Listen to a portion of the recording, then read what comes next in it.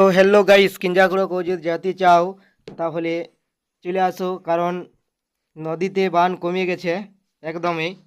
কেউ যদি কিঞ্জাকুড়ো যেতে চাও চলে আসো। এই দেখো নদীতে এই বাচ্চা ছেলেটা পার হয়ে যাচ্ছে।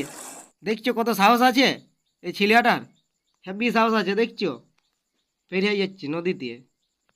তো দেখছো ওইদিকে হচ্ছে কিঞ্জাকুড়োর লোক, আর এইদিকে হচ্ছে ভাড়ার বেড়ের লোক। তো দেখো, এই দেখো মোটর সাইকেল পার হয়ে গেল। তো ব্রিজের উপরে যাচ্ছে এখন এক হাঁটু জল, ওই দেখো দেখাচ্ছে। আর ওই ধারে দেখাচ্ছে জাল টানছে, কিন্তু আমার এখন ক্যামেরাটা ভালো নয়, অন্ধকার দেখাচ্ছে। মানে তোমার সন্ধ্যাবেলায় ভিডিওটা করিয়েছি, সেই জন্য অন্ধকার দেখাচ্ছি। ওই দেখো তাও দেখার চেষ্টা করো, অন্ধকার হইলেও চোখগুলো ফাড়িয়ে ফাড়িয়ে দেখো। ওই দেখো ওইখানে মাছ ধরছে। তো এখন আমরা এই মোরা কাঠটাকে ফেলে দিব, ব্রিজের মাঝে আছে, লোকের অসুবিধে হবে, তাই আমরা এখন মোরা কাঠটা ফেলে দিব। দেখো, এই দেখো ওই ছেলেটা মোরা কাঠটা ফেলে দিচ্ছে, ব্রিজের দিকে ভাসাই দিচ্ছে। ভাষা রে ভাষা।